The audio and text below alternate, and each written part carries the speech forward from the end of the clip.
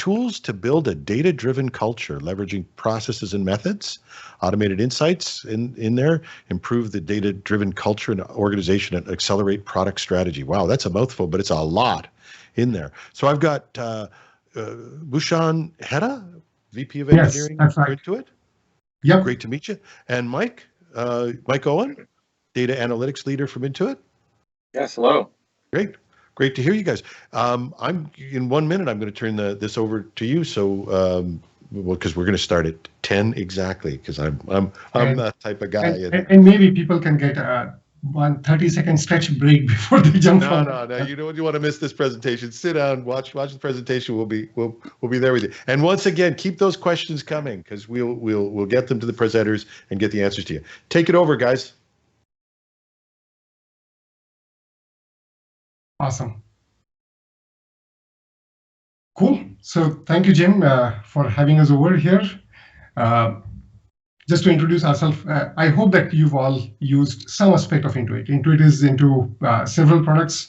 TurboTax, which is for consumer finance, taxation. QuickBooks is for accounting. Mint for personal finance. Credit Karma, and very recently we acquired MailChimp. At Intuit, my team leads a core capability which is called as the Intuit Data Exchange, and we'll speak more about that. But very briefly, I've been working currently at Intuit. Prior to that, I worked at Google. Before that, I worked at eBay. And throughout all of my career, one of the core things I would say that makes great engineering and product teams is a mindset of being data-driven. And so today we are going to share a little bit about our journey of becoming data-driven at Intuit. And Mike, would you like to introduce yourself? Yeah, thank you, Bhushan. So yeah, I within Bhushan's organization, I lead our data analytics organization, and so we're responsible for delivering all the data capabilities within Intuit Data Exchange, and we cover a broad range of areas of analytics, all the way from the front end widget or user experiences when it relates to data connectivity. All the way to analytics around our platform and how our platform, very complex microservices platform, and how it is performing, all in service of that financial data that we bring to the users within TurboTax, QuickBooks, Mint, et cetera. So a lot of capabilities we offer from a data perspective, and many a lot of customers that we touch, and a lot of big data that we work with on a daily basis. Excellent. So we'll keep this very simple. We'll speak to our journey of how we made the team data-driven, and really walk you through some of the challenges that we actually had and how we overcame the challenges and what we got as a result of them. Next slide. Cool. So when you look at Intuit, what you see on the left are the products that we support today: TurboTax, QuickBooks, Mint, Credit Karma. All of these products are extremely intensive in terms of the data that actually gets leveraged, right? Our theme here is to make sure that we make the life of our users as simplified as possible, right? We want to make sure that accounting is done automatically. If you're a Mint user, it means that we are able to give you insights on your finance in a much more automated manner. If you are an accountant, we want to make sure that you are not spending time trying to do your books and make sure that your transactions are tallied and make sure that your business is compliant from a regulatory perspective. We want to make sure that all of that is happening automatically and you're able to focus on your core business. And so the core to all of the products is the Intuit Data Exchange platform. Externally, you may have seen things like Plaid or Yodlee. This is Intuit's platform for being able to aggregate data from a variety of data sources. So it's a pretty large investment. We integrate with almost 24,000 providers worldwide. So it's a large footprint of external providers that we connect with. And so the challenge that you have when you connect with that large variety of providers is that it's going to come with a lot of complexity that's associated with different connection types, different shapes of data. It also because we integrate in some cases through API, in some cases through screen scraping. And as you're trying to do that, you're probably working in a little bit of a brittle ecosystem. Things can change on the side of, let's say the bank makes changes to their side, or they introduce some security question which you have to answer before we can start aggregating the data. So we want to make sure that though on the other side, we're dealing with a very complex and potentially brittle environment, we want to make sure that the experience for our users remains seamless and it's stable and reliable. And so how do you know that you're doing a good job on that? So the first thing is we identified 2 metrics that would inform us on how well are we performing. So first one is called as the add connection success rate. So it means that when you are a user for, let's say, Mint, and you're trying to set up a connection with your bank, in the same session, what fraction of the users are able to complete? And that may be a smaller fraction of users who try to connect new connections, because majority of them are going to leverage the connections every single day. However, this becomes part of the onboarding experience. And for Mint, like either you are able to connect a bank or you're not able to connect. And if you are not able to connect, that means that you're not able to get value from it. And this is very similar to many other websites, right? Like you go to Facebook, you're trying to add a friend. You become a real Facebook user only when you add your first 5 or 10 friends, because that's when you actually start to see value of the product. So some of these metrics, they may be very small in terms of occurrence, but they're really important. The second one is having established a connection. How do you make sure that the connection stays live, right? How do you make sure that it doesn't break because of, let's say, you may have changed a password on the website or the bank has done something. How do you make sure that the accounts are not broken? So the metric for that was we wanted to find users across all the users. We want to make sure that all of their accounts are in a good state. So these are the 2 metrics that we identified. And for any product team, I would say that the first step is identifying the metrics which are the most impactful. And in this particular case, we could have picked from 50 metrics of what's the most important. But I think it's a very critical part of the process to identify the small number of metrics which you believe are going to give you the highest bang for buck. So that was the step number 1. Next slide, please. And so we have had the metrics, and now it was about how do we actually rally the organization to be able to leverage the metrics and really improve on the metrics. This is also part of Intuit's journey. Intuit has, about 3 years back, we declared that we are going to become an AI-driven platform. And part of being AI-driven is that you really need to have very solid data, and you need to make sure that you're actually leveraging the data. And so the first challenge that we had was, while we actually had the metrics and the data, the adoption of the metrics within the team was not that high, right? And so you really need to change the mindset of people so that they are, as part of their day-to-day work, they're looking at the data, they're taking data-driven decisions, they're observing that things are probably not going in the direction that you wanted them to go. So that's number 1. The second thing is metrics are there, but they're hard to discover, or it takes time for the dashboards to load. And all of those things come in the way of people wanting to use the metrics. Like many other organizations, you also actually have the analytics pipelines are dependent on a great upkeep from front-end experience changes, back-end experience changes, and you want to make sure that your metrics continue to stay reliable, right? You want to make sure that there's regression, and as we make changes, we are not degrading the metrics. So the reliability of metrics, super important. And then the third piece was, when we know that there's an issue, how much time does it take for us to get to the root cause?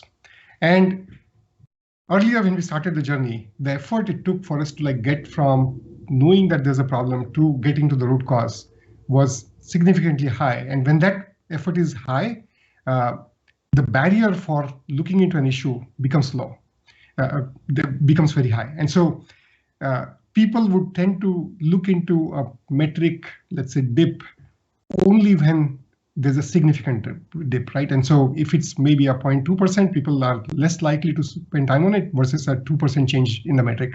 But as you make automated insights, people are going to spend a lot more time looking at even small variations, which actually makes you a much more stronger platform. So we realized that we actually had challenges, and we had to completely rethink the approach with which we looked at data. All right. Thank you, Bhushan. All right, let's talk about, I'm going to talk now and do kind of a deep dive into our journey. So Bhushan sort of laid out the challenges that we faced. And so how are we going to kind of approach an organization-wide change here as far as ultimately getting to that outcome of becoming that data-driven organization. And the first step to driving this big change really started with the process to define the right metrics. And so, yes, it seems obvious. We want to start with a metric, but what really helped with that ownership mindset and that adoption was bringing the team along on the journey of defining those metrics, right? Instead of imposing metrics upon them, if you will, they actually got to be part of the definition of the metric, the genesis of it, right? So we established that base really early on from an ownership perspective. And so what we first started with was really aligning on those critical few output metrics, as Bhushan mentioned, right? You need to pick a few. The more metrics you have, the less you really can maintain focus and in really improving those top level metrics and the investment you want to make as an organization. And so we made sure to make that to be the critical few. And was really important is these output metrics had to be customer backed, really customer centric. They had to be as close to the customer as possible. From users, using Mint, for example, what is it they're experiencing with respect to financial data connectivity, which our platform enables. And these really needed to be best representing what the customers were experiencing in our products. And so these would be established as our true north metrics. These were the top level metrics that the teams would eventually rally around and really treat that as their North Star. And then from there, we went through the exercise to define the multiple input metrics that laddered up to those output metrics. And so these were those L2s and L3s that had that direct impact on the customer, really to those outputs, and were most predictive of those outputs. And these varied, right? They tended to be a little bit more operational in nature because it was more closely aligned with how our platform was performing. But what was really valuable there from an employee or a team perspective was that they were able to see the connection of the work that they were doing within the platform, the services that they were responsible for, and how that connected up directly to the customer via that output metric. And so having that baseline really and establishing that early was really important. And then from there, it's really about empowering the team, socializing that broadly, but also really empowering the team with the metrics. The team understood, they were very close to the customer experience and the experiences that they were building. They understood how that connected to the product and the overall business strategy. They were clear on the output metrics that measured that experience, and then the input metrics that were predictive of the outputs. And from there, they were empowered, right? They were able to see, and it was all about that line of sight from the work that they were doing and how ultimately that impacts the end user and the customer itself. Sometimes organizations are challenged with engineers doing the work, but not really seeing the connection or the impact that they're having on customers. Because we had that sort of metric hierarchy or that line of sight, really easy to see. And then we started to see our team become more engaged, more energized around, hey, I can see the work that I'm doing and how that really directly impacts the customer. So really powerful there. And as you can imagine, it also helped to scale the organization. Leaders didn't need to be in every single meeting or every single discussion. The teams that were closest to the day-to-day work were able to make better, faster decisions based on the data that they have. And we started seeing pockets of teams, right? We have this big complex platform, and we saw different teams that started rallying around that one metric or those two metrics, and really understanding from a services perspective, what could they do to have an impact, right, on those input metrics, which then would have an impact on the overall output metrics, ultimately the customer. So it's really great to see that. All right, so let's shift. So now that we've at this point, now that the metrics have been defined and shared broadly with an organization, we really need to make sure we had that sort of underlying driver to make the ownership sustainable throughout the organization. So we wanted to avoid the thing where we define the metrics, we move on, and we never look at them again. And so we identify the opportunity there from an organization perspective and changing the culture itself. And like most organization-wide changes, this took time, but eventually we got there with the help of a few, key levers. First and foremost, it really starts at the top with Bhushan, as that senior leader, not only pushing for metrics, for teams to look at metrics, but he walked the walk. He spent the time looking at the dashboards and looking at the reports, dissecting the data, and asking pointed questions to the team about what's really driving those particular metrics. And of course, being there for any blockers or where the team needed help. And so what we started to see was this cascading effect across the organization. So the rest of the other leaders within the team, frontline managers also started to exhibit this behavior. And then, once they started adopting that behavior, then we also ultimately started seeing this ripple effect, even down to the frontline engineers that were actually building those solutions. So it was really great to see that mindset shift over time, and varying levels of organization. For that to become sticky and sustainable, you really need to have that mindset and that buy-in from all levels of the org. And so one of the things I'd say is it really helped with us is defining a dedicated owner for the metric. And these owners are responsible for the metric end to end, and were held accountable for success of that metric. And their names were, whenever we had a dashboard or we posted that on a monitor somewhere, their names were tied to that particular metric. And so they really had that sense of accountability. And we made sure not to pick just one person or one role. We wanted to include different roles, right? You have product, management that owns the product delivery, engineering who owns the product development and platform delivery, design, experience design who owns the customer experience, and of course analytics to help support the data capabilities and any ad hoc or insights that are needed there. And so this team not only drove the work, but they really also evangelized the importance of the metric, bringing that entire team along on the journey. So once they started to really push that, so all of a sudden you started to see this distributed model of people and leaders across the organization becoming more data driven, using that data on a daily basis, and starting to become that part of their DNA. All right, moving on. So, we've talked about the process to define the metrics and bringing the team along on the journey. We talked about the levers we pulled to create that cultural shift. Let's talk about the data itself. Data is important, obviously, and so the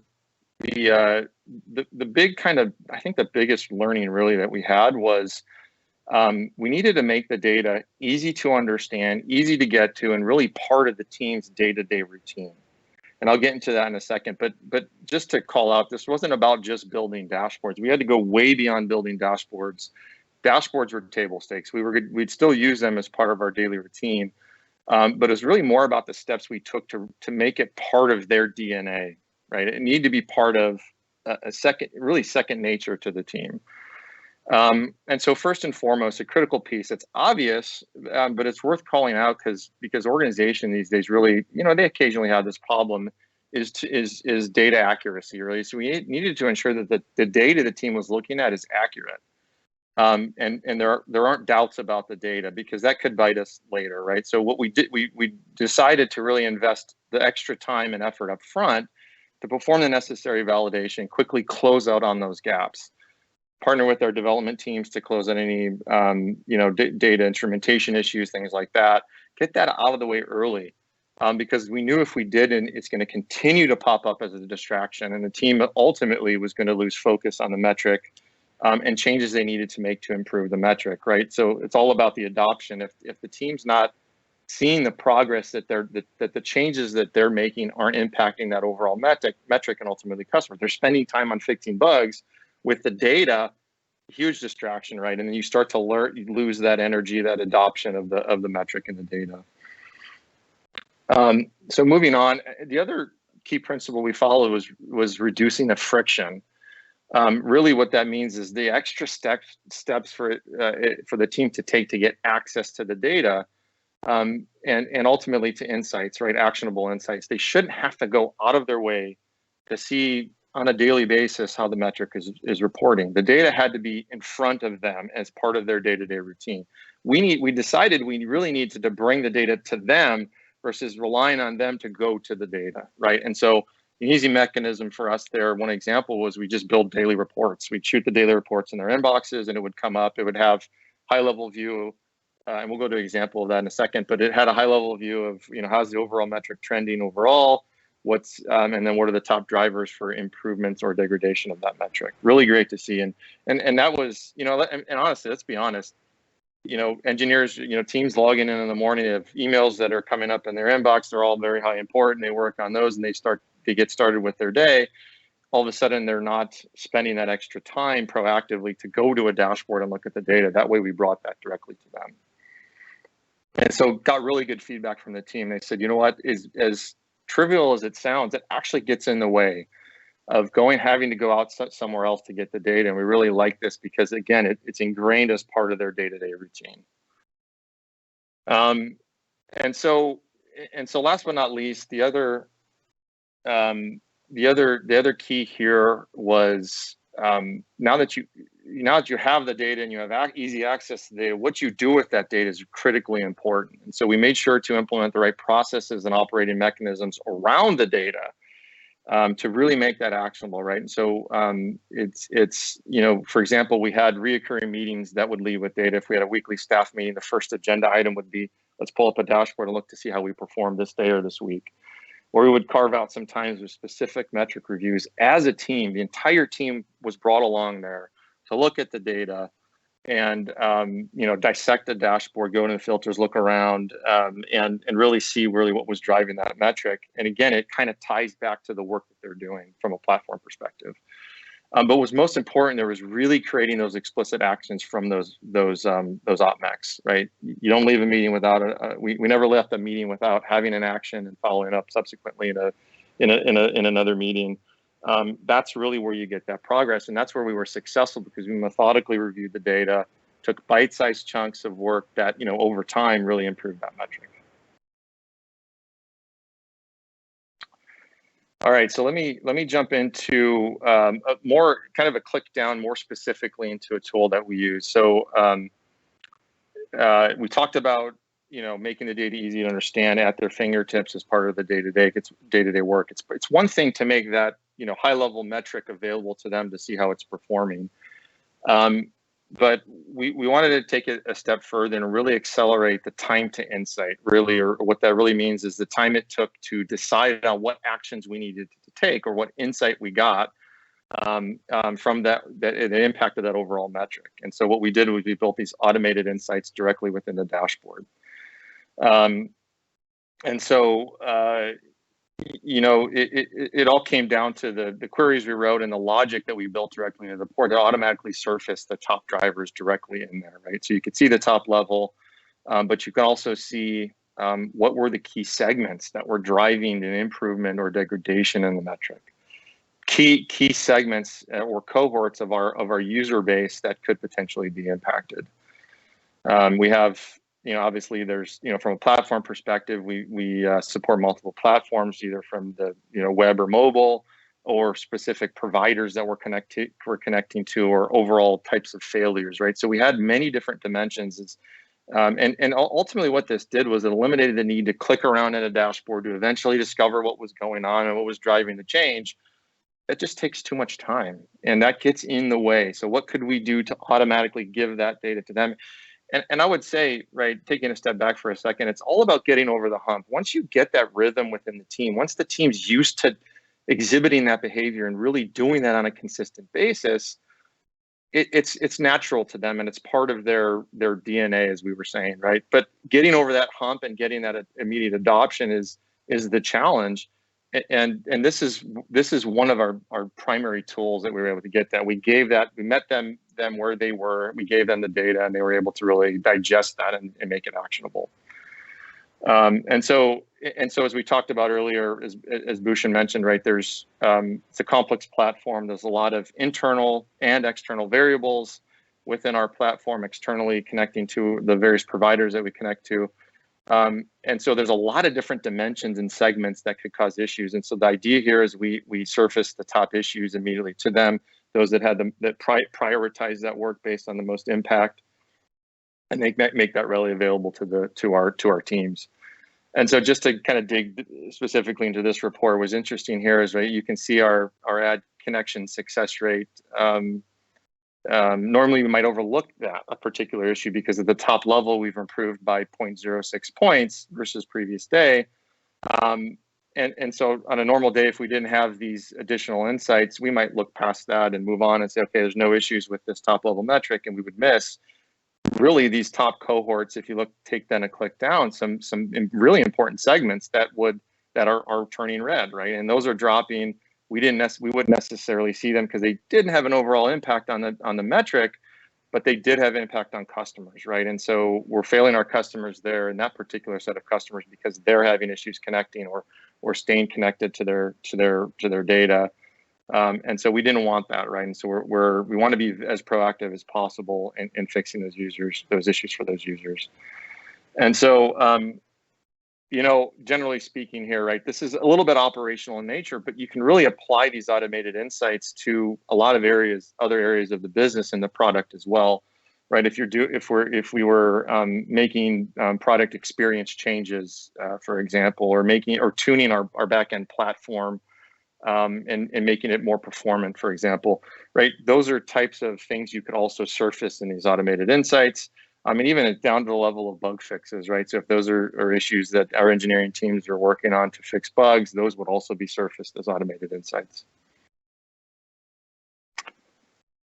Okay, so that's it from an automated insight perspective. Bhushan, I'm gonna pass to you.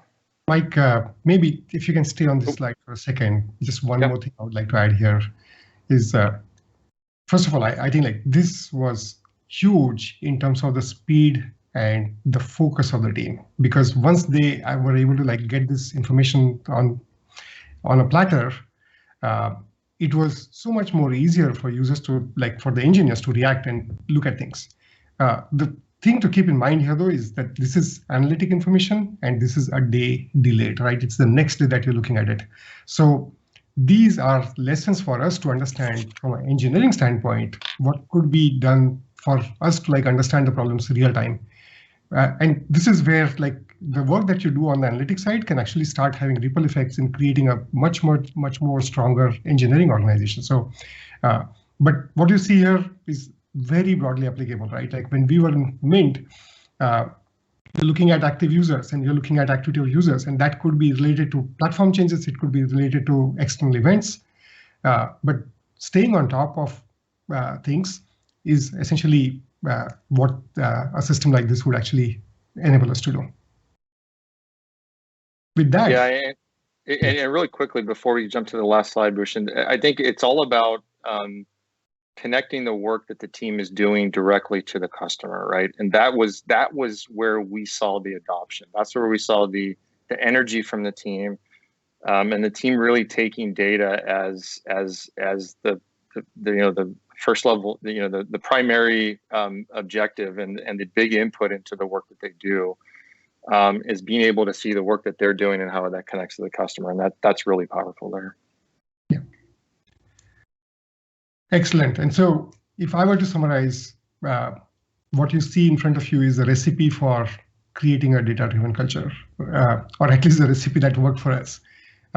Really starts with the culture, right? It's the culture at the top. It's about us as leaders looking at the data, and at every level, being able to look at the data.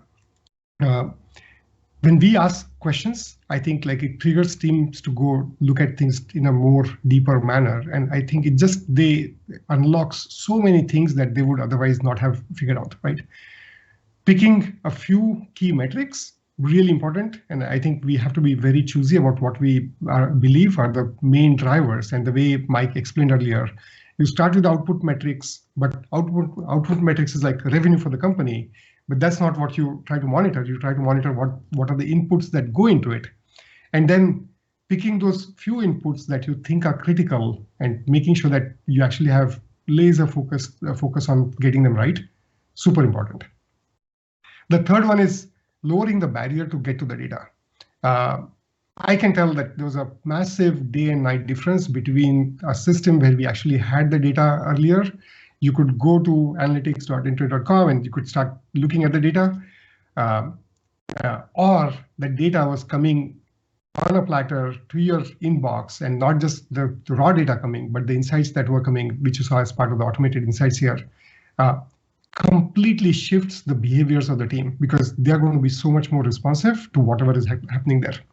And the last but not the least, just want to underscore that the operating mechanisms, very important, like having clear ownership of the metrics. And especially in large organizations, we know that there's no one single person or no one single team that affects a single metric. But irrespective of what your organization or the organizational structure is, making sure that you actually have an owner defined for the metric who's then responsible for making sure that the metric is trending in the right direction, super important. And I feel like what you're trying to do by giving them the ownership is you're really helping them be the leaders to shepherd that metric in the right direction. So what you see here is a real graph. I think what we've seen is significant improvement in a short period of like 1 year on something which was a very critical metric for us. And this metric had a direct impact in terms of how the users were experiencing the product, and which led for them to keep coming back to the product more often, right? And so, yeah, this was a great case study, but hopefully super helpful for you as you're looking at it from your own situation as well. With that, we can open up for some questions. We're pretty much at the 1:30 mark, so I can't push too many on the questions for the next session in there. But we did have we have a number of them that have come in there. I'll get a sample out there, and hopefully you guys will be around to be able to. You got a booth here? Or you'll be networking with some of the people, I hope, in here. Jim, not aware of the networking session, but we can find out. Okay, yeah, we'll get some message to you.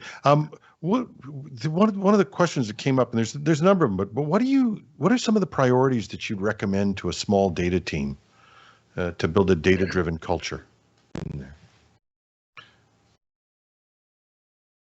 Mike, would you like to take, or I can take? Yeah, go ahead. You can start, Bhushan. I can jump in. So I'll say the number one priority is around correctness of the data and reliability of the metrics.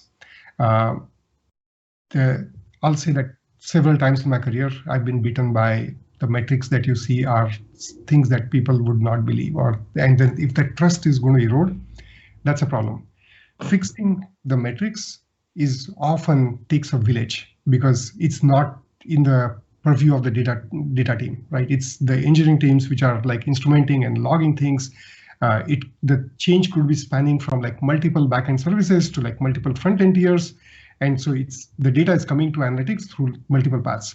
So being laser focused on getting data accurately and being laser focused in terms of making sure that the entire organization is rallying to get the metrics in a good health, number one. The second priority I would say is the time to the metrics. So it's a very different world when you wake up in the morning and the metrics are right there in front of you. And so for me, like getting the metrics at 5 a.m. or 6 a.m. in the morning versus 11 or 12 is a very different experience.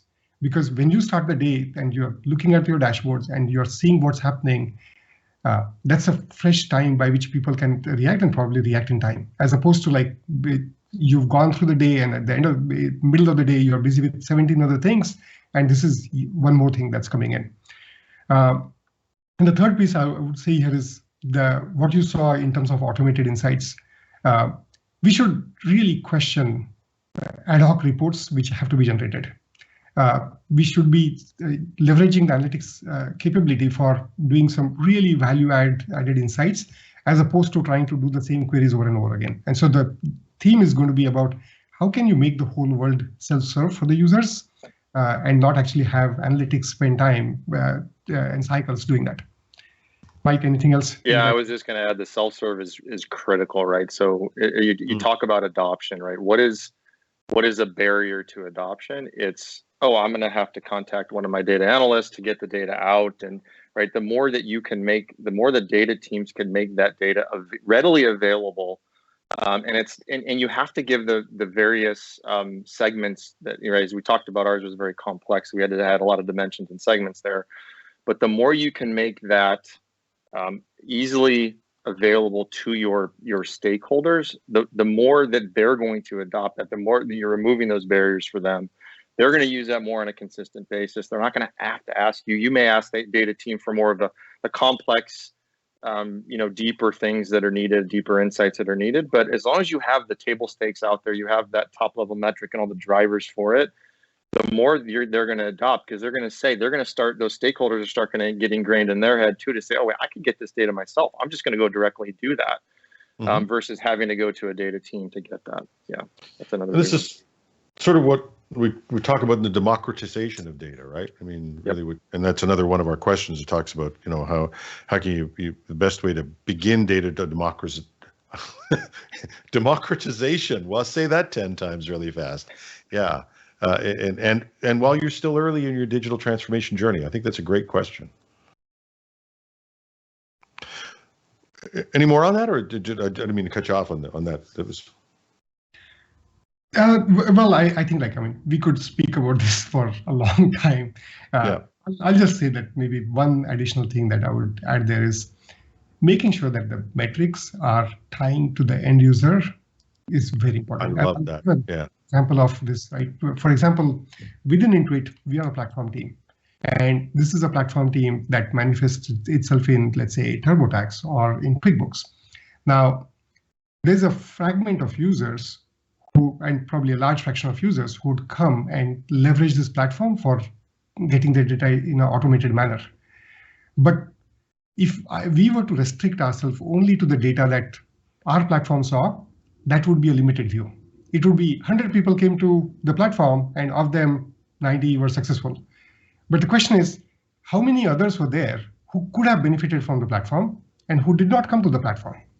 And so maybe we started with 150 people, of whom 100 came to the platform, but we actually have an opportunity of giving the goodness to the 50 people who just did not come through the automated mechanism. And so I think it's about stepping back from what you're trying to do in your silo to looking at the broader picture, and then trying to say that, okay, this is where the customer benefit is. Also, I feel for organizations, for them, for an org or for a broader company to actually prioritize data, it's also important to say, what's the customer benefit?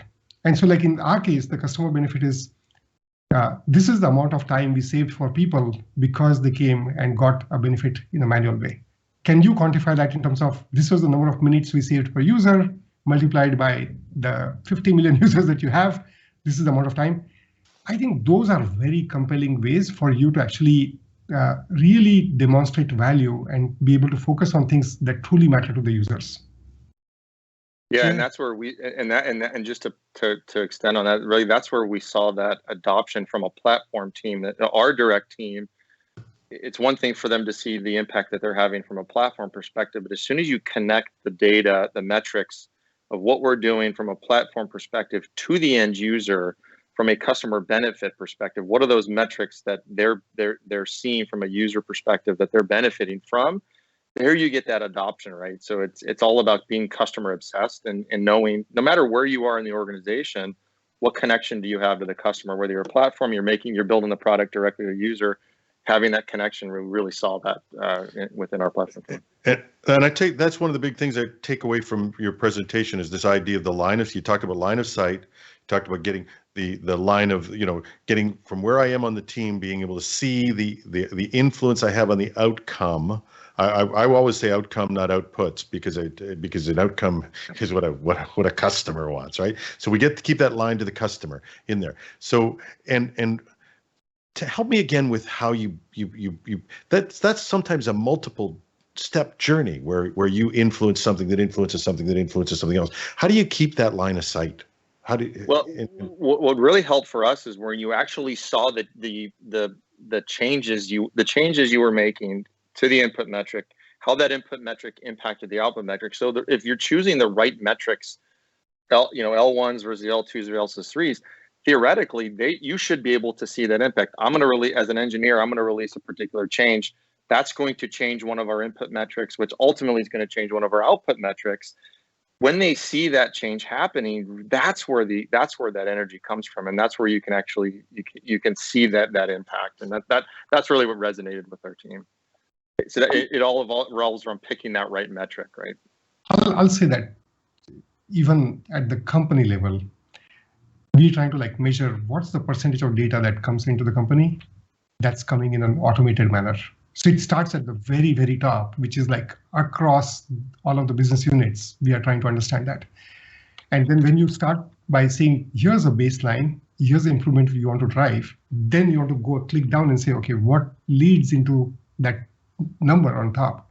And it may be data from financial institutions. It could be even data sources that we've not tapped in the past. So yeah, connecting that line all the way from the top to the bottom, very energizing for the engineers to also see that the work that they're trying to do is really affecting and impacting what you're trying to do at a broader company level. Yeah. Yeah, and at the risk of pontificating on this rather than asking questions, that idea of a baseline is so important. Yes, you need your outcome, but you also need the baseline, because otherwise you can't see the progress in there. But I don't know if you feel, Mike, do you feel as an engineer even that you've got a purpose. Yep. You're contributing Absolutely. something. You're not just moving code. You're not just hauling up the data on the old composer line or whatever you want to call it. Yeah. Yep. Yeah. So okay. Oh, great questions, man. This is great. I love this audience. You are fantastic out there. Due to the high level of complexity metrics given to your end users, are there any controls that limit them from shooting themselves in the foot by unintentionally picking something which actually means something else? Oh, good question, right? So you've got a high complexity of metrics, and the end users understand those. So how do you keep them from making mistakes in using those? Yeah, I think we have to realize that you may not get it perfect at once, right? So it's a journey. Yeah, it's a journey, right? And so start somewhere though, right? Start with the metric you think is important. And so really early on, you should actually be able to know, well, did we pick the right metric? Maybe this metric really isn't having the impact that we expect it to have. And then don't be afraid to iterate, right? Pivot away from that and say, hey, that's not going to work. Let's figure out what else is going to work. Really, that's the way. And you don't expect to have it perfect right off the bat. Yeah, everybody's got to get that. Make a mistake. Yeah. But it's a great book I read on measurement by said if you measure something, you know something. You know more than you did before you measured something. Yes. That doesn't mean it's perfect or it's right. But don't hang on to the wrong measure, but don't be afraid to measure something. Yeah, you were going to say something. Yeah, Jim, I was also going to say that it's probably not a mistake, but it's that metrics evolve over time. And what happens is, in this particular case, the example we gave, the ad connection success rate is a metric that we looked at, and that was sacrosanct to us. So we really focused on it. We've got to a point where I would say that it's very close to our target state mature number. But what we also wanted to look at was, what's the total number of connections a user has on an average? Let's say with 1 month M0 user, in the first month, how many connections they have. Now that's really going to tell you what's the retention of the user going to be. Yeah. And so over time, and then you have to do some trade-offs. Let's say there may be some providers which are very hard to connect, which may actually bring your metric down, but getting the provider on the platform is a lot more value, because once they connect, they give so much more value to the users. So that shifts your thinking to say that what I'm really solving for is, I want to make sure that users actually have more stable connections. And yes, I do want to make sure that the friction metric is something I always pay attention to, but I'm actually solving for the other one. So over time, I think with teams, your maturity changes, and with the maturity changing, you may actually move from one key metric to another key metric, because now that's a higher order metric that's actually even more important. So it's always going to be a journey. But to Mike's point, start somewhere, and then it will automatically show you the way to the next one. But what I'm hearing from you guys, and tell me if I'm wrong, if I'm off base on this, but what I'm hearing from you is there's a lot of conversation about why this works. And this is not just we bring in a metric, here you goes metric, put it on a chart, and we'll draw you a little flip. You sound like you've had a lot of conversations about that start talking through. We used to call it chalk talk. You get me a whiteboard, we'll draw. Like let's talk about this with the team. You see, are those the types of discussions you had? Absolutely. So we had a weekly meeting where we review metrics and dashboard, and it's probably one of our most energizing discussions. And you can tell the culture of the team changing when you see that everyone is like leaning in and asking questions, and they're probing and following through, right? And that's not where we were at the beginning when we started the journey. Yeah. And I think that gets you, I'll go back to our question of the metrics. I think that gets easier when you're not afraid to say, I don't know, or that might be wrong. And that's I think when we talk about the culture, I think that things that whether you're a leader at the top or whether you're leading a group, the ability to say, I don't know, and I think that might be wrong. And let's talk about that is one of the best ways to get that openness from your team. Again, I'm getting the sense from this for you guys. Somebody was talking about governance and barriers to governance, and how do you measure the barriers against governance in there? I hope I'm getting that right in terms of, did you guys take a look at anything like that? We don't have to have all the answers, but it just. Yeah, I would generally say data governance is critical for us. We deal with a lot of customer data. We make sure from an analytics perspective, we're not looking at any sensitive data. It's all at an aggregate level. So the idea is, as we build our pipelines, as we're building the data out, we make sure that doesn't become a barrier to data. So filter out all that data that's not important for us, like the exact customer data, right? We filter all that out. We don't care about that. Drop that, keep that in the right controls within the right systems. From an analytics pipeline perspective, really get that metadata that's important for us to make the informed decisions. And so governance was a key principle for us very early on in instrumentation of our data. Yeah. The metadata piece I think is really a critical piece in terms of, again, I think reflects the conversations. Data about data, right? Not Facebook, but the real meta in here. Yeah. But how did you find real challenges in getting your metadata straight and getting that understood? I've had them myself in trying to, because when metadata involves a collaboration to label data. And yeah, absolutely. And first of all, you've got to get people to do that. Second of all, they have to sort of get it right. Exactly. Bad metadata is worse than no metadata, I think. Absolutely, yeah. That metadata is a very hard problem for organizations these days, right? Because you have to carve the time and you have to have the right tools and resources to be able to, number one, define it the right way up front. And keep that updated ongoing, right? Because if it's in a larger organization, the more complex that is, right? So if I'm a team in our team, and if I want to go to the Mint analytics team and understand their data, they have to have great definition of the data, right? And so that has to be a big priority for an entire company, because if one team does it and others don't, right, then you have gaps. And so that has to be really, really declared at the top. And that actually is a big priority for us and Intuit too, is having clean data, because again, that powers, as we talked about earlier, that AI-driven company and really giving those personalized experience for users. Yeah. I mean, and with AI, great data is equally important. My favorite line on machine learning is if all your mothers used to say, if all your friends jumped off a bridge, would you jump off a bridge? And I say, yes, if I was machine learning. So the data, it's not often that the machine learns, it's what it learns from that becomes the big issue. So metadata, getting outcomes. Other tips that you have for teams who are working like yours?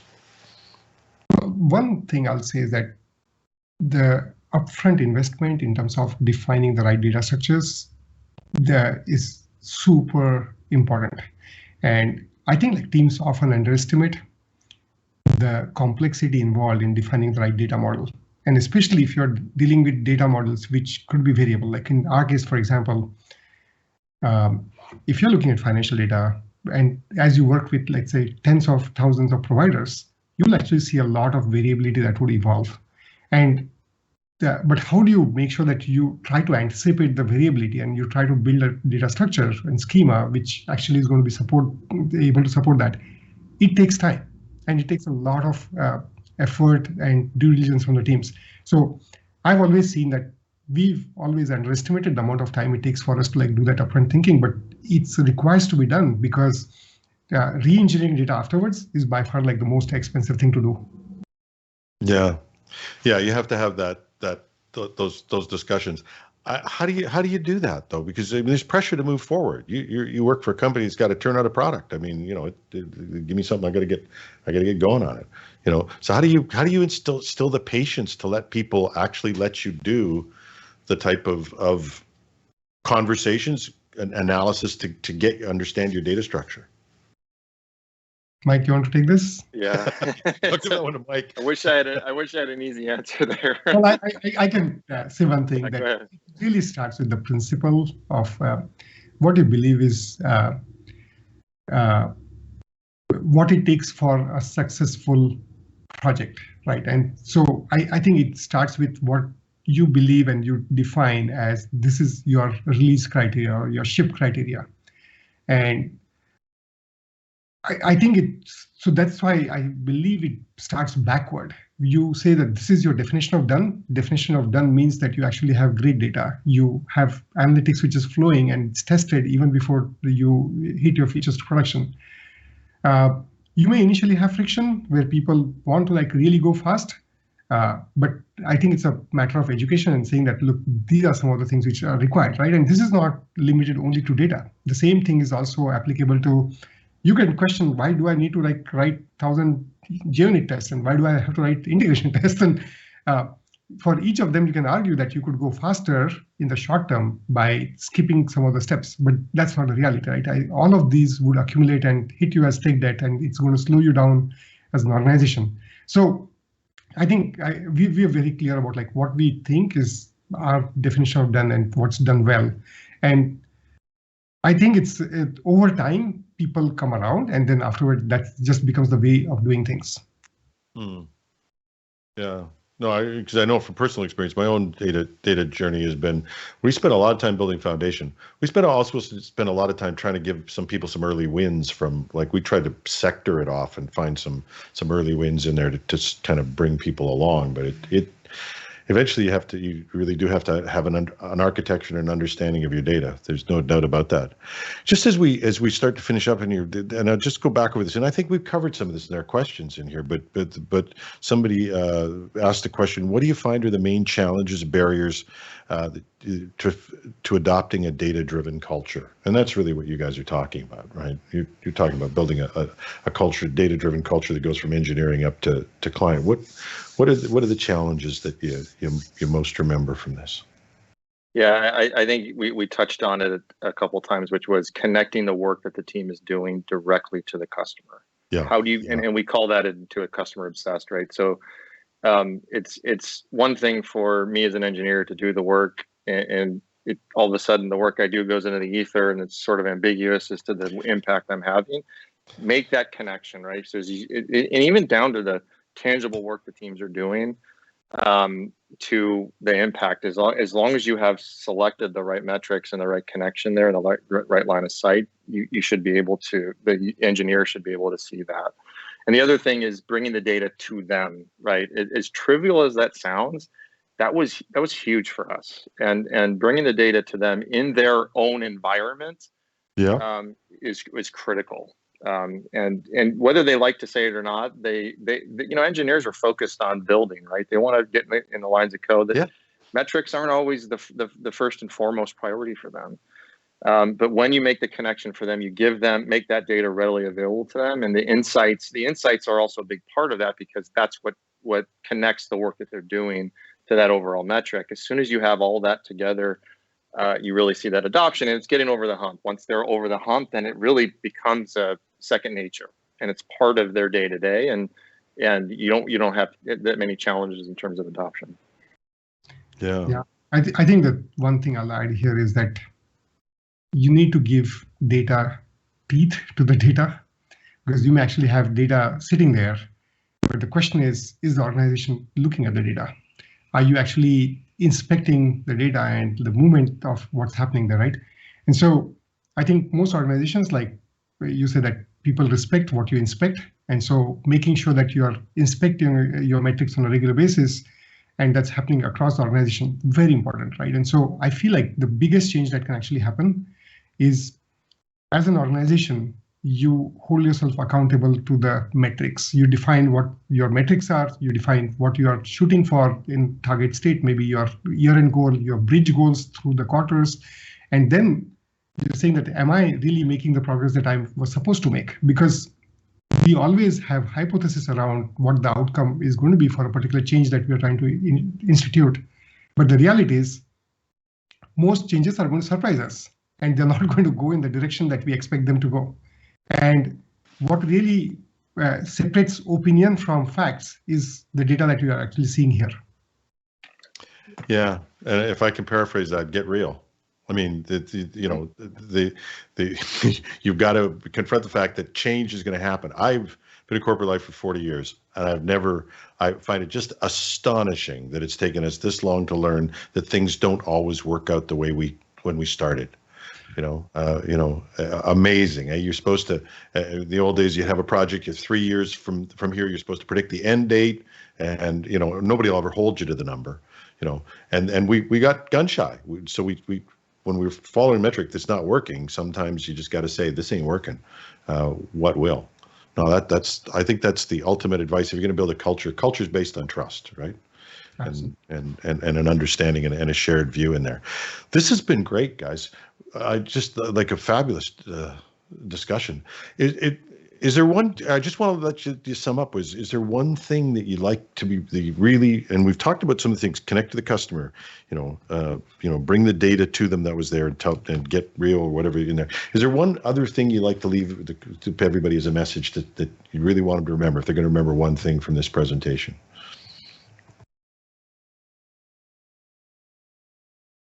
Besides that, you're great-looking guys, and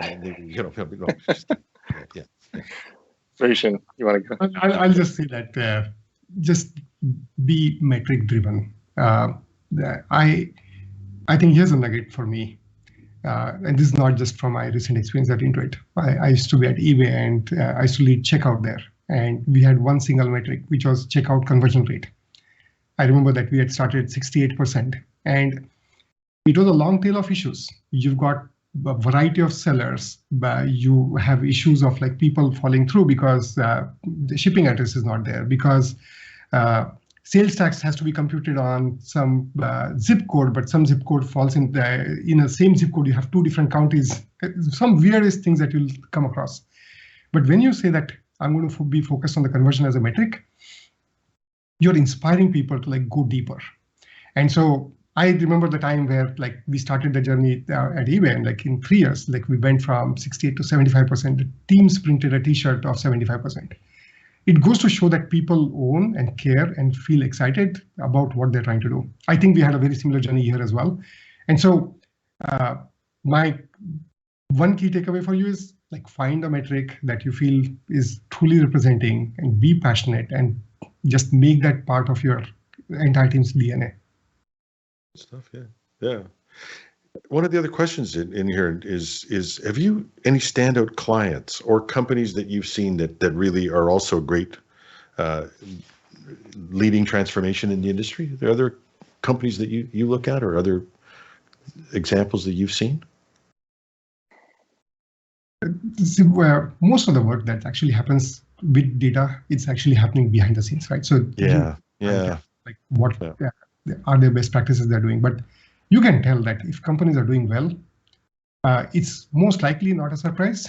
It's most likely because they're very anal about looking at the data, and they're being focused on, Jim, I loved your word, it's outcome focused, right?